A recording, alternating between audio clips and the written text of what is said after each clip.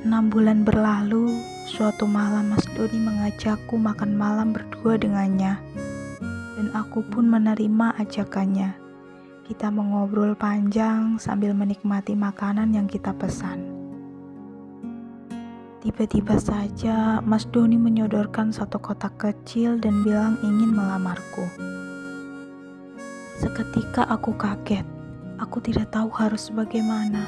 Ini terlalu mendadak buatku. Aku tidak menyangka Mas Doni akan melakukan hal seperti ini. Selama ini, aku memang nyaman dengan Mas Doni. Dia orang yang baik dan penuh dengan perhatian.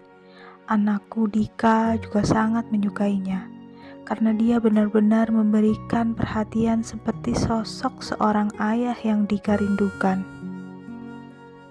Tapi aku sendiri tidak tahu dengan perasaanku. Apakah aku nyaman bersamanya hanya sebagai teman atau lebih? Maaf Mas, ini terlalu mendadak buatku. Aku tidak tahu harus berkata apa Mas. Seketika Mas Doni menjawab, "Baiklah Astrid, saya paham jika ini terlalu mendadak untukmu. Saya tidak akan memaksakan perasaan kamu sekarang. Saya akan memberikan kamu waktu untuk berpikir.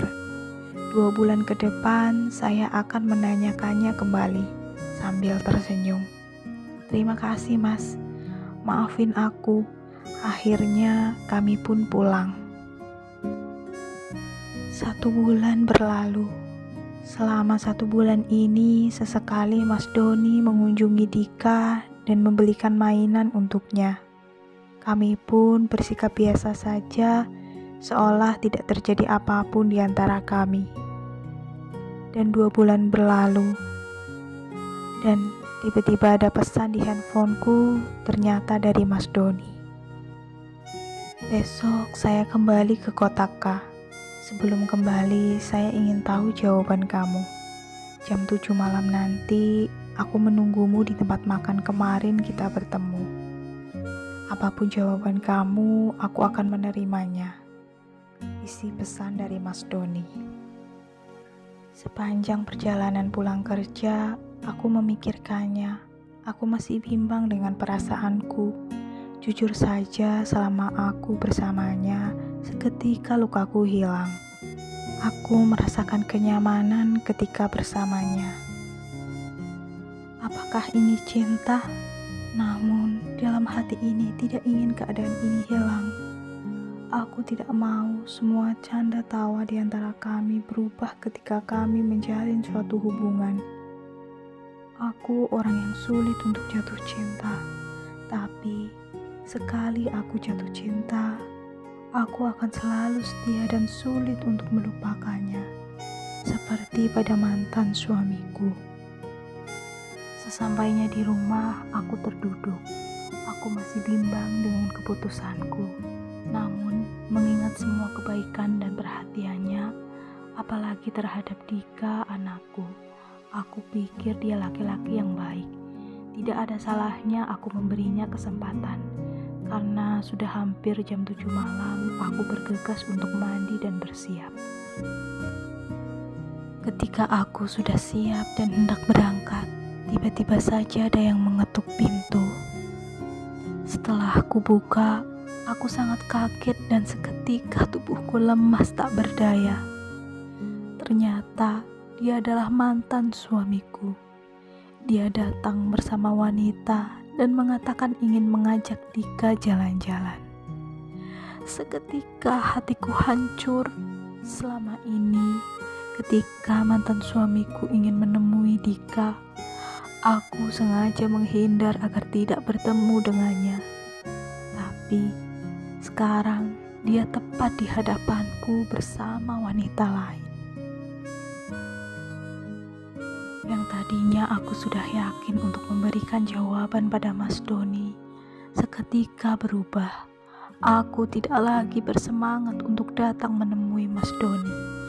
Aku menangis. Lukaku yang dulu seakan kembali menusuk hatiku.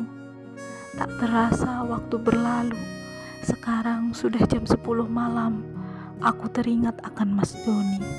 Ya Tuhan, bagaimana ini? Aku langsung pergi menuju rumah makan tempat Mas Doni menungguku. Aku menangis sepanjang jalan. Bodohnya aku yang melupakan Mas Doni hanya karena bertemu mantan suamiku. Sesampainya di rumah makan, aku mencari-cari Mas Doni dan ternyata tempat makannya sudah mau tutup. Aku pun bertanya pada pelayan, apakah tadi ada seorang laki-laki dengan ciri-ciri yang aku sebutkan. Pelayan itu pun mengatakan bahwa dia baru saja pergi karena tempat makan sudah mau tutup. Aku bergegas dan mencari di sekitaran, barangkali saja Mas Doni masih di sekitar sini. Namun, semua sia-sia. Dia sudah pergi.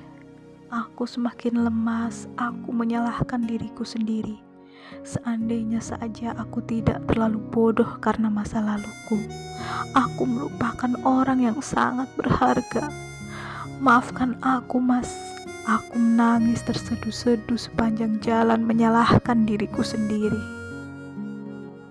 Hari-hariku berasa hampa. Tidak ada lagi sosok yang memberiku semangat. Orang yang selalu memberiku perhatian kini sudah tiada. Dia tidak lagi ada di sini. Sedih, hancur. Rasa sakit ini sama seperti kehilangan orang yang aku cintai sebelumnya. Di sini aku baru menyadari bahwa aku telah mencintai.